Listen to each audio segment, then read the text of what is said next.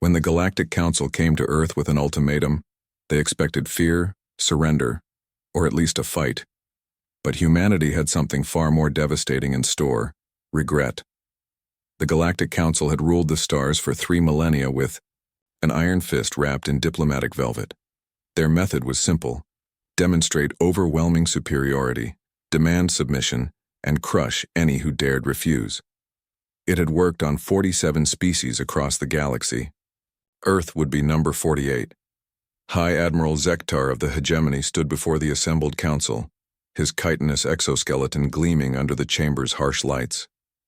Behind him, holographic displays showed Earth in all its blue-green glory, rotating peacefully in the void. The planet looked so small, so vulnerable, so ordinary. The humans have been contacted 17 times. Zektar's voice resonated through the chamber, translated instantly into 47 different languages. Each time they have refused our generous offer of protection under council authority. They claim they wish to remain independent. The word dripped with disdain. Councillor Vethara, her crystalline form refracting the light into rainbow patterns, leaned forward. Their response was most peculiar, Admiral. They didn't beg, didn't threaten, didn't even seem particularly concerned. They simply said, and I quote, "Thanks, but we'll pass. We prefer to handle our own affairs." Before we go any further, comment where in the world you're watching from, and make sure to subscribe because tomorrow's story is one you don't want to miss. A ripple of laughter echoed through the chamber. The Tokhari delegation chittered in amusement, while the gaseous nebulans pulsed with mirth. The audacity was almost charming in its naivety. "They have no significant fleet," reported Intelligence Director Qual, his tentacles dancing over a data console. "Primitive fusion drives, chemical rockets for atmospheric work. Their largest vessel is smaller than our escort frigates. Population, 8 billion. Confined to a single world and a few orbital stations. No energy shields, no quantum weapons, no dimensional manipulation capabilities. And yet they refuse," mused Councillor Prex, the ancient being's voice like grinding stone. "How refreshing. It's been centuries since we encountered such delightful ignorance." High Admiral Zektar nodded grimly. "Which brings us to the purpose of this session. The Council's authority cannot be questioned. If word spreads that a primitive species defied us without consequence, others might begin to entertain ideas." The chamber fell silent. Every representative understood the implications. The Council's power rested not just on their military might, but on the absolute certainty that resistance was futile. One crack in that facade could shatter their entire empire. "The humans must be brought to heel," Zektar continued. "Publicly, decisively, and with enough spectacle to remind the galaxy why the Council's word is law. I propose a demonstration, a force that will leave their world in ruins and their survivors begging for the mercy of incorporation." "Agreed," rumbled the collective voice of the Council. "How many ships will you require, Admiral?" Zektar's mandibles clicked in what passed for a smile among his species. "For 8 billion primitives on a single world? The Third Fleet should suffice. 47 ships, including the dreadnought Inexorable Will. We'll make orbit, demand surrender, and when they inevitably refuse," he gestured dismissively, "a few cities reduced to glass should adjust their perspective. And if they still refuse, then we demonstrate why 47 civilizations chose wisdom over destruction." The message reached Earth on a Tuesday. Dr. Sarah Chen, director of the United Earth Communications Array, had been expecting it. The pattern was always the same: ultimatum, demonstration of force, then the real horror began. She walked briskly through the corridors of the Defense Ministry, her tablet displaying the alien transmission. Around her, the building hummed with quiet activity. No panic, no rushing, no desperate calls to action. Just professionals doing their jobs with the methodical precision that had carried humanity through 2 world wars, a Cold War, climate change, and the expansion to the stars. "They're coming," she announced as she entered the crisis room. Defense Secretary Martinez looked up from a holographic display showing ship movements near the outer system. "How many?" asked General Harrison, her voice calm as if she were asking about the weather. 47 ships, led by something called the Inexorable Will, appears to be their equivalent of a dreadnought. Chen pulled up the tactical data. They'll make orbit in 72 hours. 47 ships. President Williams leaned back in her chair, considering. "I suppose we should be flattered. That's more than they used on the Centaurians." The UI. "Centaurians had a larger fleet than us," pointed out Admiral Kumar. "Relatively speaking, this is quite the compliment." The room fell quiet as the implications settled. Everyone present had studied the historical records, had seen what happened to species that defied the Council. The Velthari reduced from a spacefaring civilization to scattered refugees. The Keth Mori, their homeworld stripped of atmosphere and left as a monument to the price of defiance. The Zephyrians, simply gone. "Options?" asked the President. "General." Harrison pulled up a series of tactical displays. "Standard response doctrine gives us 3 primary paths. Option 1, surrender. Offer token resistance, then capitulate before they start killing civilians. We maintain some autonomy, pay tribute, and hope for the best. Option 2, fight defensively. Make them pay for every mile. Hope the cost convinces them to negotiate. Historical precedent suggests a 3% survival rate for the defending population." "And option 3? Harrison paused, her finger hovering over the console. "Option 3 is unconventional." The silence stretched. Finally, President Williams spoke. "Elaborate. We've been studying their patterns for decades, analyzing every conquest, every campaign. The Council fights like an empire. Overwhelming force, rapid dominance, then occupation. They expect their enemies to fight the same way. Fleets, armies against armies, civilizations against civilizations. And," Harrison's smile was grim, "they've never fought humans before." Admiral Kumar leaned forward. "Sarah, pull up the psychological profiles from our diplomatic contacts." The holographic display shifted, showing brain scans, behavioral analyses, stress responses. "Notice anything interesting?" Defense Secretary Martinez studied the data. "Their fear responses are different, more acute, longer lasting." "Exactly. Species that evolved in stable galactic civilizations where war is clean, distant, and brief. They've never experienced prolonged uncertainty, never had to live with the constant possibility of death from any direction at any time." Kumar's voice was matter-of-fact. "They don't understand what it means to fight an enemy that doesn't play by the rules." President Williams was beginning to understand. "You're talking about asymmetric warfare."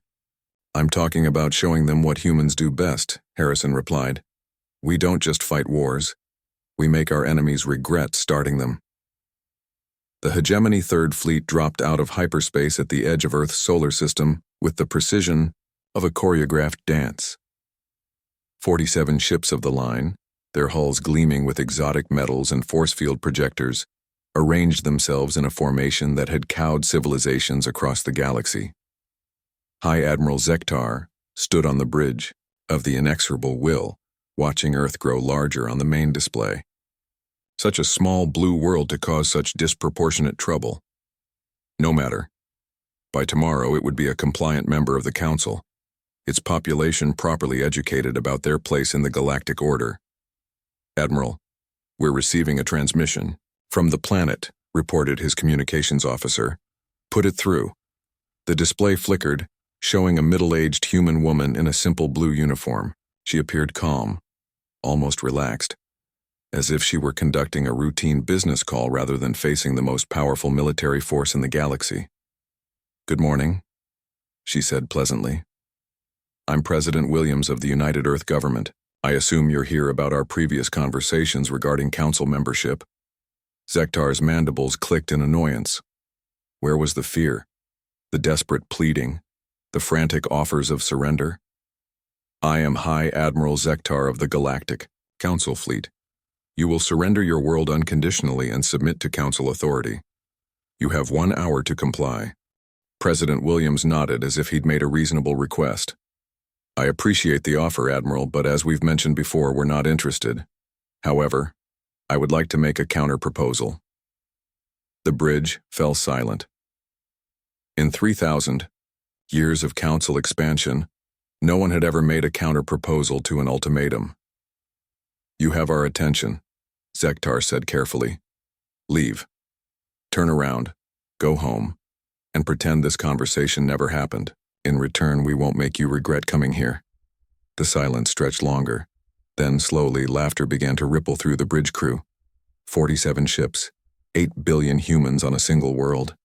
The absurdity was almost refreshing. You won't make us regret it? Zektar's voice carried his amusement to every corner of the bridge. Madam President, we have 47 ships capable of reducing your entire planet to molten slag. What could you possibly do to make us regret anything? President Williams smiled, and for just a moment, something cold flickered behind her eyes. Admiral, has anyone ever told you about human history? About what we do to people who threaten our families? Enlighten me. We make them wish they'd never been born. The transmission cut. Zektar stared at the blank screen for a long moment. Then he turned to his tactical officer. Target their largest city. Prepare to fire. Sir, should we warn them first? Standard protocol is to, no warnings, no mercy, fire. The inexorable Will's main batteries swiveled toward Earth, charged particles building to devastating levels. The targeting solution locked onto New York City. 8 million souls who would serve as an example to the rest of humanity. The weapon fired. Nothing happened. Zektar blinked in confusion. Status report. Sir, the beam disappeared. Scanners show no impact, no energy dissipation, no... The tactical officer's voice cut off abruptly. On the main display, something was rising from Earth's surface. Not ships. They would have been detected immediately. These objects were smaller, darker, moving with purpose but no apparent propulsion system. What are those? Demanded the Admiral. Unknown, sir. They're everywhere. Thousands of them rising from every continent. As the objects drew closer, their nature became apparent. Missiles. Hundreds of thousands of missiles launched from hidden silos across Earth's surface. But these weren't the primitive chemical rockets intelligence had reported. These moved, with the fluid grace of gravitic drives, their trajectories constantly shifting in patterns that made targeting impossible. Point defense now, Zektar barked. The fleet's defensive systems sprang to life, filling space with destructive energy. But the missiles were already adapting, their paths becoming even more erratic. Worse, they were accelerating, impossibly, fast for their size. Sir, they're not just missiles. The sensor operator's voice was tight with disbelief. They're learning, analyzing our defensive patterns and adapting in real time. The first wave struck the outer escorts. The explosions were small by space combat standards, barely scratching the ship's armor. But then the second wave hit, and the third, and the fourth. Each impact was precisely calibrated, targeting the exact spots weakened by previous strikes. Minimal damage to outer hull, reported the damage control officer aboard the frigate Storm's Edge. Wait, sir, something's wrong. The missiles, they're not exploding. They're burrowing. High Admiral Zektar watched in growing alarm as his perfectly ordered fleet began to come apart. Ships reported systems failures, random shutdowns, equipment malfunctions. The missiles weren't just weapons, they were delivery systems. Admiral, his communications officer's voice was strained. We're receiving thousands of transmissions from inside our ships. What? The main display flickered, showing the interior of the Storm's Edge. In the corridors, small robotic units moved with spider-like grace, accessing control panels, interfacing with ship systems, and broadcasting as they worked. Hello there, said one of the robots in a cheerful electronic voice. We're from Earth. Sorry about the intrusion, but you did threaten to kill 8 million of our people. We thought we should introduce ourselves properly. Across the fleet, similar robots were appearing on every ship. They moved through ventilation systems, crawled along power conduits, and emerged from maintenance shafts. Each one was different. Some resembled mechanical spiders, others looked like floating spheres. Still others seemed to be made of liquid metal that flowed through the smallest gaps.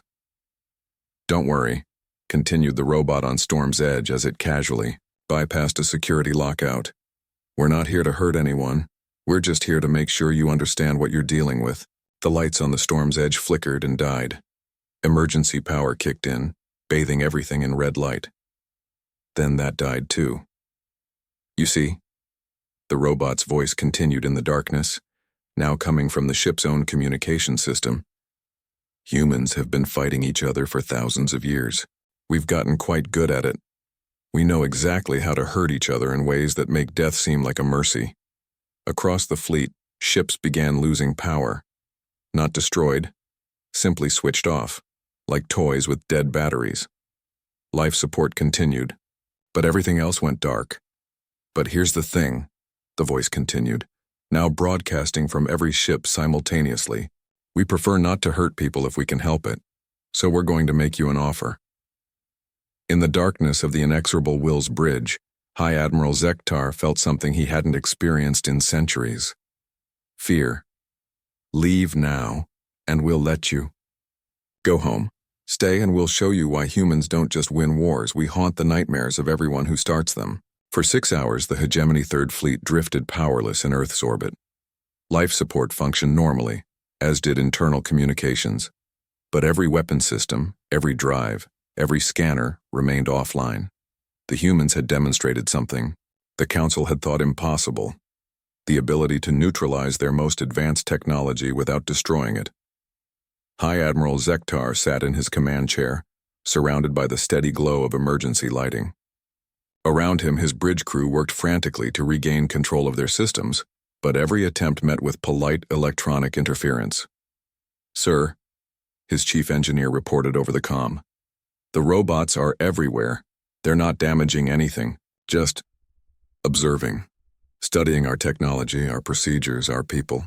It's like they're taking notes." Through the fleet, the same reports came in. The mechanical invaders had settled into corners, alcoves, and observation points. They didn't interfere with daily operations, didn't threaten crew members, but their presence was a constant reminder of how completely Earth had penetrated their defenses. "Admiral," came a transmission from the cruiser Distant Thunder. "They've accessed our historical databases, all of them. Every military engagement, every tactical doctrine, every classified strategic plan. They're learning everything." Zektar closed his eyes. In 6 hours, humanity had accomplished what the Council's intelligence services had worked decades to achieve against other species. They hadn't just penetrated the fleet's defenses. They had dissected them, understood them, and made them irrelevant. The main display flickered to life, showing President Williams again. She looked exactly as composed as before, as if the demonstration of impossible technology was routine business. "Hello again, Admiral. I hope you've had time to consider our offer." "What, are you?" Zektar's voice was barely a whisper. Williams tilted her head slightly. "We're humans. I thought that was clear. No species develops technology like this in isolation. Who are your allies? What galactic power backs you?" "No one, Admiral. This is all us." Williams paused, seeming to consider her words carefully. "I think there's been a fundamental misunderstanding about what humanity is. Your intelligence reports focused on our military capabilities, our technology, our population numbers. But you missed the most important thing, which is, we're survivors. Admiral, every single human alive today is descended from beings who survived ice ages, plagues, natural disasters, and wars that make your galactic conflicts look like neighborhood disputes. We didn't develop advanced technology because we lived in a peaceful galaxy. We developed it because we had to." The display shifted, showing images from Earth's history. Cities in flames, armies clashing across frozen battlefields, massive machines of war grinding across devastated landscapes. "We've been at war with something or someone for our entire history," Williams continued. "Our environment, each other, disease, starvation, extinction events. We've never known true peace, Admiral. We've only known victory or death. More images flashed by. Underground resistance fighters, guerrilla warfare in jungles and mountains, civilian populations enduring, sieges that lasted years. The technology you've encountered today, we call it Tuesday. This is what we do when we're not really trying, when we're being polite and giving you a chance to leave with your dignity intact. Zektar felt his exoskeleton trembling. What? What would you do if you were really trying? William's smile disappeared entirely. You don't want to know, Admiral. Trust me on this. The transmission cut to show a new image. A single human ship, sleek and dark, rising from Earth's surface. It was smaller than even the fleet's escorts, barely the size of a shuttle, but something about it made every instinctual alarm in Zektar's brain start screaming. Sir, his tactical officer reported, voice tight with controlled panic. That ship, it's not showing up on any of our sensors except visual. It's like it doesn't exist. The human vessel approached the inexorable will with casual confidence, moving in impossible patterns that defied physics as the Council understood it. It came to a stop directly in front of the Dreadnought's bridge, close enough that Zektar could see details of its construction. It was beautiful in the way that predators are beautiful. Every line designed for a single purpose, every curve, optimized for efficiency. There were no visible weapons, no obvious defenses, but looking at it was like staring into the eyes of something that had evolved specifically to kill. That's one of our diplomatic vessels. Williams's voice returned to the bridge speakers. We thought you might appreciate seeing what our peaceful ships look like. A new voice joined the transmission, calm and professional. Hegemony vessels. This is Captain Sarah Martinez aboard the UES Quiet Conversation. We've been authorized to provide a small demonstration of human diplomatic capabilities. The Quiet Conversation barely moved, just a slight adjustment in its position. Suddenly, every alarm on every ship in the fleet began screaming at once. Sir, the tactical officer's voice cracked. The stars are gone. Zektar looked at the main display in horror. Where moments before had been the familiar tapestry of space, there was now only perfect, empty blackness. No stars, no distant galaxies, no reference points of any kind. It was as if the entire fleet had been transported to a void between realities. Spatial displacement field, Captain Martinez explained conversationally. We've moved you approximately 0 distance from your original position, but rotated you through a dimension you don't have words for. You're still in normal space-time, but you're also not. Don't worry, the effect is completely reversible. Why? Zektar managed to gasp. Because, Admiral, we wanted you to understand something important. Right now, your fleet exists only because we allow it to. We could leave you here forever, trapped in a bubble of space-time where nothing exists. But your ships and your fear. Or we could move you to the center of a star, or into the event horizon of a black hole, or to any of 1,000 other places where unpleasant things would happen very quickly. The darkness around them seemed to pulse with malevolent possibility. But we won't, Martinez continued, because that's not who we are. We're going to return you to normal space, repair the minor damage our robots may have caused, and send you home. All we ask in return is that you remember this conversation. Remember? Zektar whispered. Remember that humans don't fight wars, Admiral. We end them. And we always leave our enemies with a choice. Live with the memory of what we could have done or don't live at all. The stars returned with stunning suddenness. The fleet's systems came back online in perfect working order. The robots vanished as if they had never existed. The quiet conversation was gone, leaving no trace it had ever been there. High Admiral Zektar sat in his command chair, staring at Earth's blue marble surface, trying to process what had just happened. His entire understanding of warfare, of power, of the natural order of things had been turned upside down in a matter of hours. Sir, his communications officer said quietly, what are your orders? Zektar looked around his bridge at the faces of his crew. He saw the same expression on every face that he felt in his own heart, the bone-deep knowledge that they had encountered something beyond their comprehension, something that had shown them mercy they had not earned and did not deserve. Set course, For home, he said finally. Maximum speed. Sir, what about the conquest? What about council authority? Zektar turned to look at Earth one last time. Somewhere down there, 8 billion humans were going about their daily lives. Probably not, even aware that the most powerful fleet in the galaxy had come to destroy them, and left humbled instead. There are some wars, he said quietly, that aren't worth winning. The Galactic Council convened an emergency session 3 days after the Third Fleet's return. High Admiral Zektar stood before the assembled representatives, his report complete, but his recommendations still forming in his mind. Explain, commanded Counselor Prex, the ancient being's voice carrying the weight of millennia. 47 ships, 1 primitive world, total casualties, 0, territory conquered, none. How is this possible? Zektar had rehearsed this moment. During the long journey home, but standing before the council, the words seemed inadequate. The humans are not what our intelligence reports suggested. Elaborate. They are not a primitive species learning to use technology. They are an ancient species that has disguised their capabilities. Zektar activated a holographic display showing the encounter data. Their robots penetrated our most advanced security systems as if they didn't exist. Their ships manipulate space-time in ways our physics teams claim are impossible. Their strategic thinking operates on levels we cannot comprehend. Counselor Vethara's crystalline form pulsed with skeptical light. You're suggesting that a species confined to a single world has developed technology superior to the combined knowledge of 47 civilizations? I'm suggesting that we fundamentally misunderstood what we were dealing with. Zektar pulled up recordings from the robot encounters. They didn't just disable our systems, they studied them, understood them completely, and then demonstrated that they had rendered them obsolete, all in a matter of hours.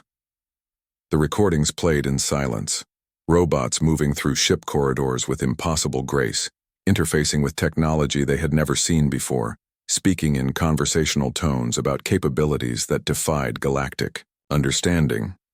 More concerning, Zektar continued, was their psychological approach. They didn't destroy us when they could have. They didn't humiliate us when it would have been easy. Instead, they demonstrated precisely enough power to make us understand our situation, then offered us the chance to leave with our dignity intact. And you accepted, rumbled the voice of the aggregate, the collective consciousness that spoke for 1,000 hive mind species. I did, because I recognize something the Council has never encountered before, a species that fights wars not to conquer, but to end them permanently. The chamber erupted in discussion. Representatives argued, in dozens of languages, about implications, about precedent, about the fundamental challenge to Council authority. Finally, Counselor Prex called for silence. What do you recommend, Admiral? Zektar had thought about nothing else during the journey home. We leave them alone, completely. We revise our expansion plans to avoid their system entirely. And we pray they never decide we're a threat. Unacceptable, declared Counselor Vethara. The Council's authority cannot be questioned. If word of this spreads, then we make sure it doesn't spread, Zektar interrupted. We classify the entire encounter. We list Earth as a restricted zone, environmental hazards, radiation, anything that keeps ships away. And we hope that 47 civilizations can keep a secret. You're suggesting we lie to the entire galaxy? I'm suggesting we avoid a war we cannot win against an enemy who showed us mercy we didn't deserve. Zektar's voice carried a gravity that silenced the chamber. Honored counselors, I have fought campaigns across the galaxy for 3 centuries. I have seen civilizations rise and fall, watched species choose between submission and extinction, but I have never encountered anything like humanity.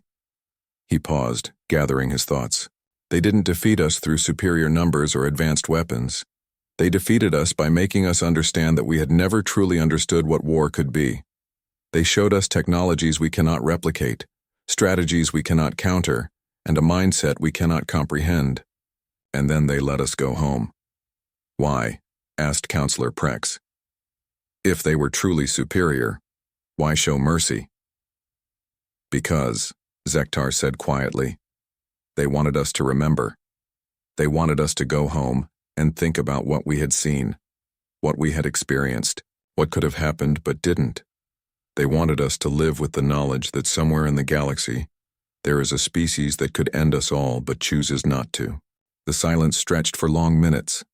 Finally, the aggregate spoke. This is psychological warfare on a scale we had not considered. Exactly. They didn't just defeat our fleet, they defeated our will to fight them.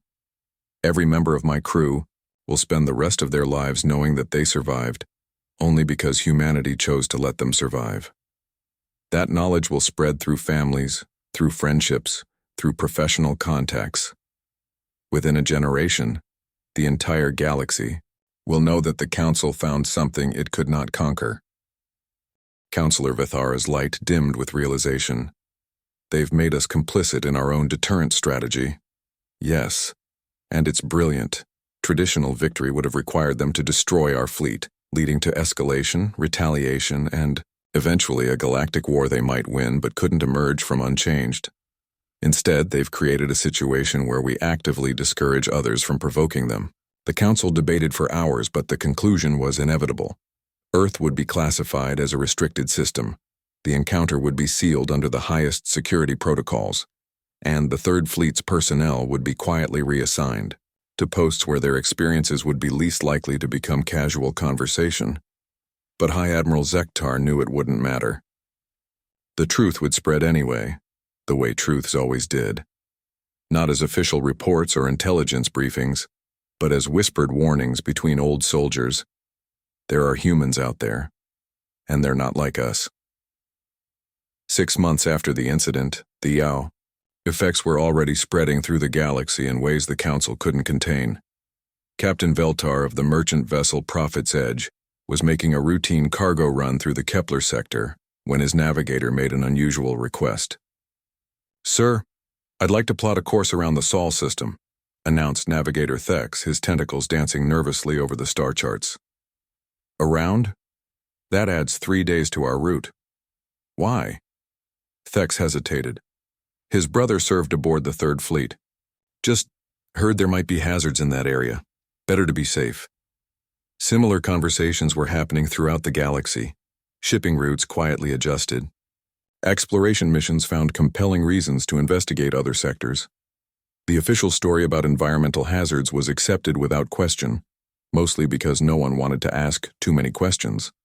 But in the taverns frequented by military personnel, in the private communications between old friends, in the careful conversations between intelligence operatives, a different story circulated. Fragments mostly, pieces of a puzzle that painted a picture too terrifying to fully assemble. The Third Fleet went to Earth with 47 ships and came back with 47 questions. Humans don't fight wars, they end them.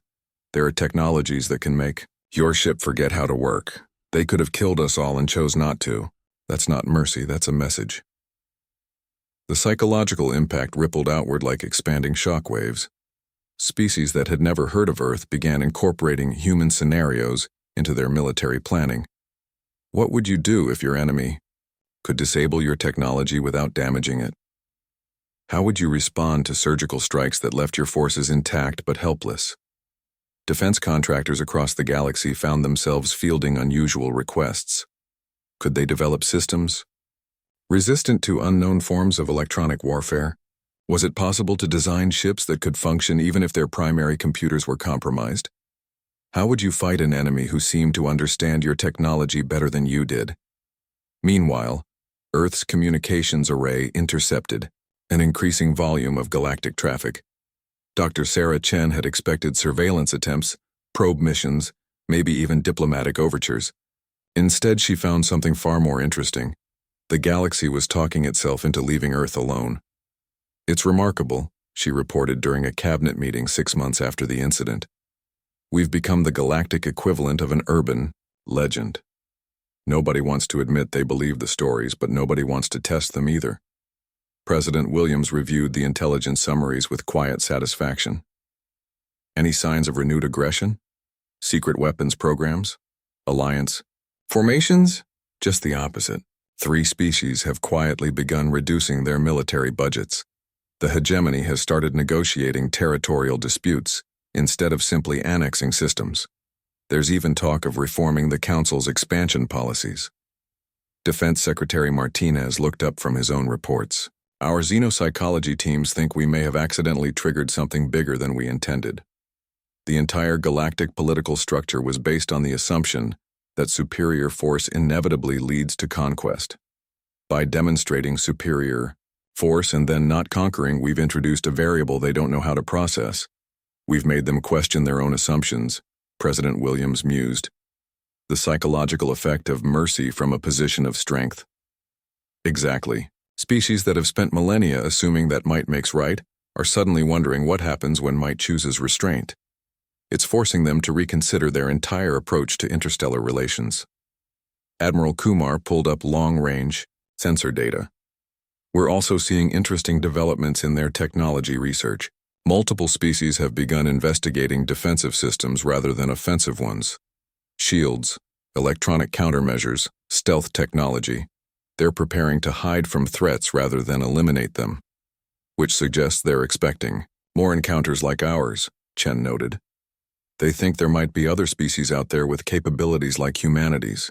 There probably are, Williams said quietly. The galaxy is a big place. We can't be the only species that develop technology out of necessity rather than curiosity. The implications hung in the air like a storm cloud. If Earth's demonstration had made the galaxy more cautious, more defensive, more willing to seek diplomatic solutions, that was probably a positive development. But it also meant that somewhere out there, other species might be watching, taking notes and drawing their own conclusions about human capabilities. Ma'am, Admiral Kumar said carefully, what if someone calls our bluff? Williams was quiet for a long moment. Then we'll cross that bridge when we come to it. But I don't think anyone will, at least not for a long time. Why not? Because, she said with a slight smile, the most effective threats are the ones you never have to carry. Out. Before we go any further, comment where in the world you are watching from and make sure to subscribe because tomorrow's story is one you don't want to miss. 2 years after the Earth incident, the galaxy had quietly transformed itself. The changes were subtle, evolutionary rather than revolutionary, but their cumulative effect was undeniable. The Galactic Council still existed, still governed, but its expansion had slowed to a crawl. New species were invited to join rather than conquered. Territorial disputes were increasingly resolved through negotiation rather than force. The Council's military budget had been reduced by 30%, with the savings redirected to infrastructure, research, and what they euphemistically called cultural exchange programs. High Admiral Zektar, now reassigned to the Council's Strategic Planning Division, found himself in the unusual position of designing military policies based on the assumption that overwhelming force might not guarantee victory. It was, he reflected, the most intellectually challenging work of his career. Status report on the restricted sectors, he requested during his morning briefing. His aide, Commander Yilvex, pulled up the relevant data. Sol system remains off limits, as per standing orders. No unauthorized approaches in the past 6 months. 3 merchant vessels filed complaints about route delays, but they've been compensated according to protocol. Any intelligence on human activities? Minimal. Long-range sensors detect normal industrial activity. Space traffic consistent with a developing civilization. No signs of military buildup or expansion beyond their immediate system. Zektar nodded. It was the same report every month, and somehow that consistency was both reassuring and unsettling. Earth's humans had demonstrated capabilities that could reshape galactic civilization, then apparently returned to whatever they'd been doing before the Council arrived. No demands, no threats, no attempts to leverage their demonstrated superiority into political advantage. It was, Zektar had concluded, possibly the most sophisticated form of psychological warfare ever deployed. Sir, Yilvex continued, there's something else. The Centaurian Collective has made an unusual request. Oh? They want to send a diplomatic mission to Earth, official first contact protocols, cultural exchange, the full formal treatment. Zektar's mandibles clicked thoughtfully. The Centaurians were one of the Council's success stories, a species that had joined willingly after seeing the benefits of membership. If they were interested in establishing relations with Earth, it suggested they viewed humans as potential equals rather than threats. What's their reasoning? They believed that any species capable of what humans demonstrated must have valuable insights into conflict resolution, technological development, and strategic thinking. They want to learn from them. Zektar considered this. The Centaurians were known for their pragmatism. If they saw an opportunity to gain knowledge that could benefit their civilization, they would pursue it regardless of political complications. And the Council's position? Officially, we can't prevent independent, diplomatic initiatives between non-Council species and unaffiliated civilizations. Unofficially, the Council is very interested in what the Centaurians might learn. Approved, but with conditions: full monitoring of all communications, immediate reporting of any technological exchanges, and if the humans demonstrate any new capabilities. Zektar paused. Actually, if the humans demonstrate any new capabilities, we abort the entire program and pretend it never happened. 3 months later, the Centaurian diplomatic vessel Peaceful Intention approached Earth's solar system with all the ceremony appropriate to a first contact mission. Ambassador Cathara had prepared for this moment her entire career, studying human culture through intercepted broadcasts, analyzing the limited intelligence available from Council sources, and developing communication protocols designed to avoid any possible misunderstandings. What she hadn't prepared for was the human response. Centaurian vessel. Peaceful Intention. This is Earth traffic control, came the transmission as soon as they entered the outer system. Welcome to Sol. Please adjust your heading to coordinates we're transmitting now. You'll be met by an escort at the asteroid belt. Cathara blinked at the efficiency of it. No challenges, no interrogations, no demands for identification or statements of intent. Just a friendly greeting and clear instructions, as if alien diplomatic missions were routine occurrences. Should we be concerned about the escort? Asked her security chief. I don't think so, Cathara replied, though she wasn't entirely certain. Human capabilities were still largely unknown quantities. The escort turned out to be a single human vessel, sleek and elegant, that seemed to materialize from the asteroid field without warning. It matched their course and speed with casual precision, then opened a communication channel. Ambassador Cathara, welcome to our system. I'm Captain Rodriguez aboard the UES Diplomatic Courtesy. We'll be your guide to Earth. If you have any questions or concerns during the journey, please don't hesitate to ask. The journey to Earth took 18 hours, during which Captain Rodriguez provided a running commentary on human space operations, industrial development, and what he casually referred to as our ongoing projects. Cathara found herself taking notes as fast as her translation software could process the information. Those are our primary shipyards, Rodriguez explained as they passed a cluster of orbital facilities. We're expanding capacity to meet growing demand for our merchant fleet. Nothing too exciting, mostly improvements in efficiency and automation. Cathara studied the shipyards through her vessel's sensors. The construction techniques were unlike anything in the galactic database. Ships seemed to grow rather than being assembled, with materials flowing like liquid metal into predetermined shapes. The entire process appeared to be managed by artificial intelligences of staggering sophistication. Captain, she said carefully, those construction methods are remarkable. Are they based on nanotechnology? Oh, that old thing. Rodriguez sounded almost embarrassed. Yeah, we figured out molecular assembly a few decades ago. Seemed like a waste to keep building things the hard way when we could just tell matter how to arrange itself. Molecular assembly. The theoretical holy grail of manufacturing technology, discussed in academic papers across the galaxy but never successfully implemented. Humans spoke of it like learning to ride a bicycle. And the artificial intelligence is managing the process? AI integration has been pretty much standard for the past 20 years. Why build something that needs constant human oversight when you can build something that thinks for itself? Seems inefficient. By the time they reached Earth orbit, Cathara had filled 3 data storage units with observations that would revolutionize Centaurian understanding of advanced technology. And Rodriguez had been describing it all as routine industrial development. Earth itself was a revelation. Cities that seemed to grow organically from the landscape, transportation networks that flowed like rivers of light, energy generation systems that appeared to tap directly into fundamental forces. It was a technological civilization that had developed along completely different lines from galactic standard, producing solutions that were both alien and elegant. "Your planet is beautiful," Cathara said honestly as they descended toward the surface. "Thank you. We've worked hard to keep it that way. Had some close calls in the past, climate change, pollution, resource depletion, but we figured out how to live with our environment instead of despite it." They landed at what Rodriguez described as a small regional facility that looked larger and more sophisticated than the primary spaceport on the Centaurian homeworld. President Williams was there to meet them personally, along with a delegation that included scientists, diplomats, cultural specialists, and what appeared to be a small orchestra.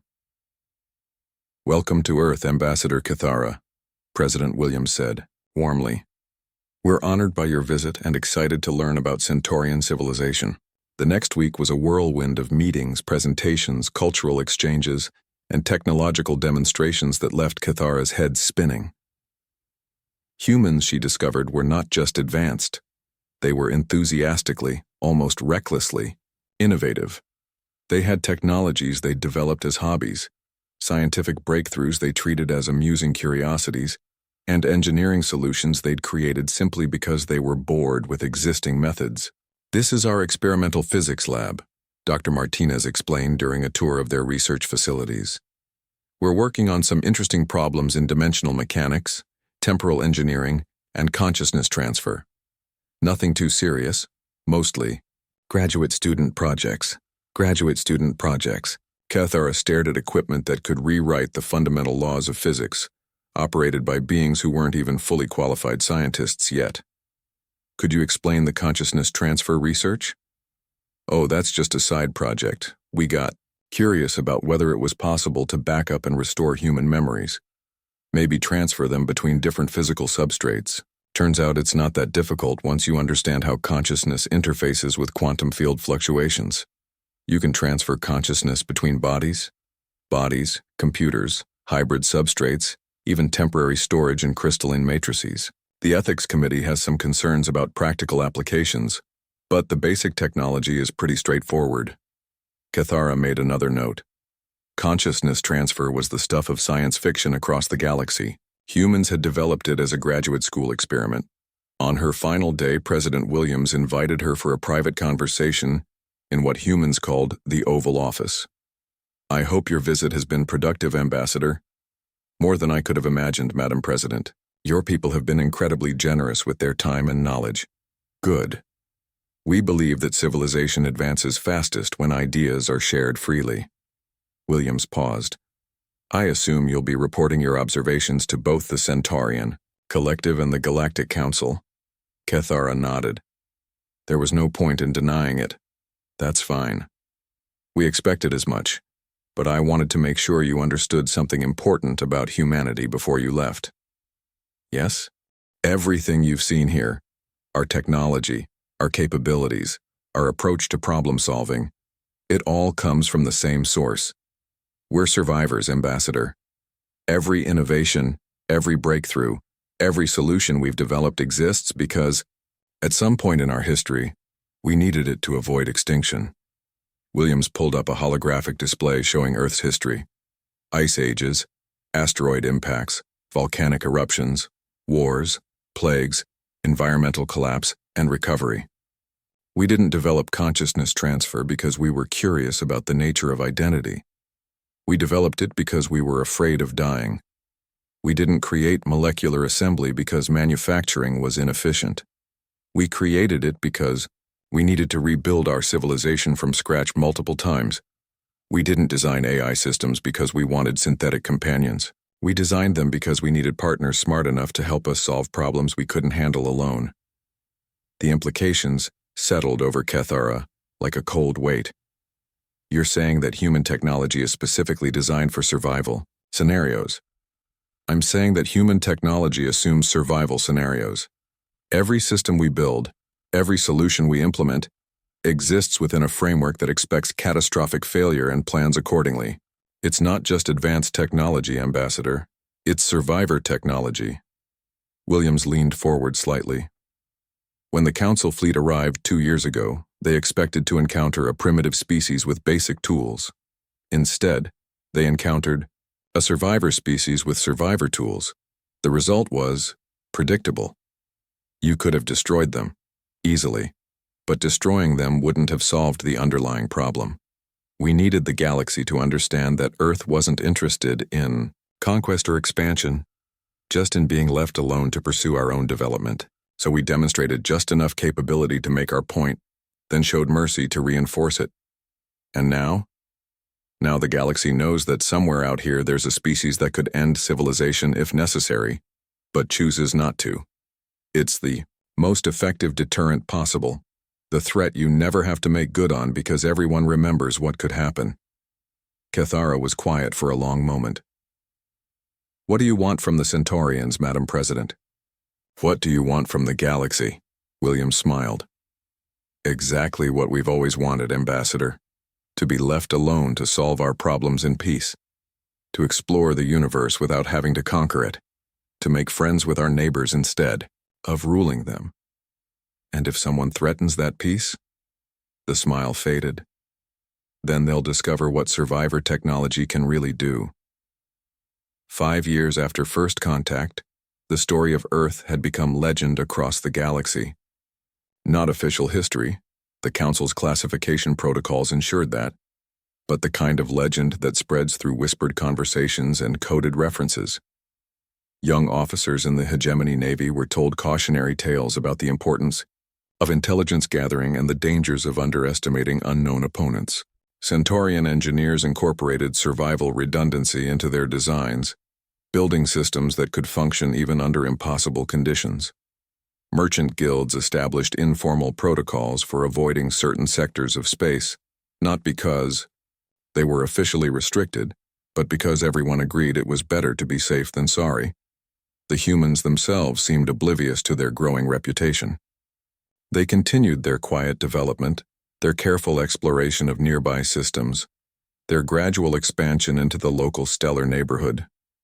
Occasionally, they would contact other species for trade agreements or scientific collaboration, always polite, always respectful, always careful to avoid any appearance of aggression or territorial ambition. But anyone who dealt with them came away with the same impression. These were beings who had solved problems that other species hadn't even recognized as problems yet. Their technology wasn't just advanced, it was resilient, adaptive, and designed to function under conditions that would cripple conventional systems.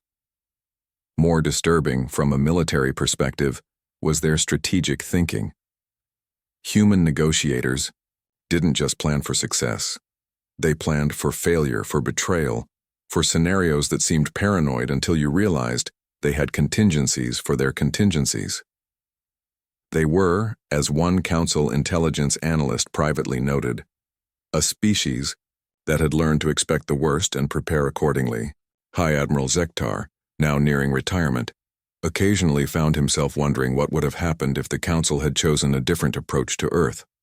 What if they had offered genuine partnership instead of demanding submission? What if they had sought to learn from humanity instead of conquer it?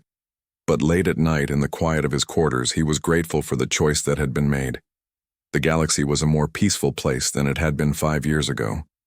Not because of any grand diplomatic initiative or revolutionary political theory, but because everyone knew that somewhere out there, someone was watching. Someone who could end any conflict permanently but chose not to, as long as everyone behaved themselves. It was, Zektar reflected, the most elegant form of deterrence he had ever encountered. Peace through the memory of mercy. And in the depths of space, human ships continued their quiet patrols, their sensors monitoring galactic communications, their computers analyzing patterns of behavior and preparing responses for scenarios that would hopefully never come to pass. Because humanity had learned the most important lesson of all. The best wars are the ones you never have to fight. But, if you do have to fight them, make sure your enemies spend the rest of their lives wishing they had chosen differently. They wanted war. Earth sent the kind that leaves regret behind. Not in death, but in the mercy that followed, and the knowledge of what could have been.